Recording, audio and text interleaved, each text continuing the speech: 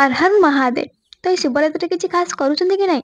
ମୁଁ ତ painting ready କଲିଣି ଯୋଉଟା କି ଆପଣ ମାନେ ପୂର୍ବ ଭିଡ଼ିଓରେ ଅଳ୍ପ କିଛି ଦେଖିଛନ୍ତି। ସୋ ଚାଲନ୍ତୁ ଦେଖିବା ଆଜି ପେଣ୍ଟିଂର ଫୁଲ୍ ଭିଡ଼ିଓ। ଯେମିତିକି ମୁଁ ପେଣ୍ଟ କରୁଥିଲି ଶିବରାତ୍ରି ପାଇଁ କେଦାରନାଥ ଟେମ୍ପଲ। ଆଚ୍ଛା ଫାଷ୍ଟ କୁହନ୍ତୁ ଆପଣମାନେ କେବେ କେଦାରନାଥଙ୍କ ଦର୍ଶନରେ ଯାଇଛନ୍ତି?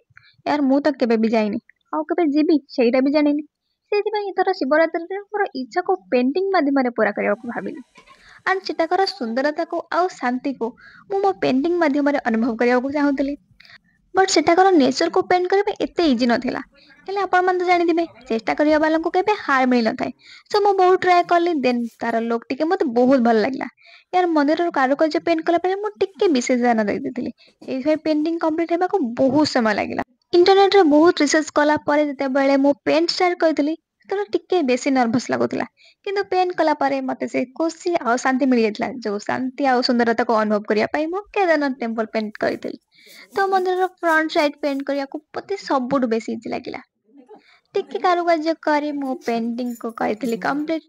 ଦେନ୍ ଏଇଟା ଥିଲା final look. Kedarnath temple painting ଆପଣଙ୍କୁ କେମିତି ଲାଗିଲା ନିଶ୍ଚୟ କହିବେ। ଭିଡ଼ିଓକୁ ଲାଇକ୍ ସେୟାର ସବସ୍କ୍ରାଇବ କରିବାକୁ ଭୁଲିବେନି। Bye bye.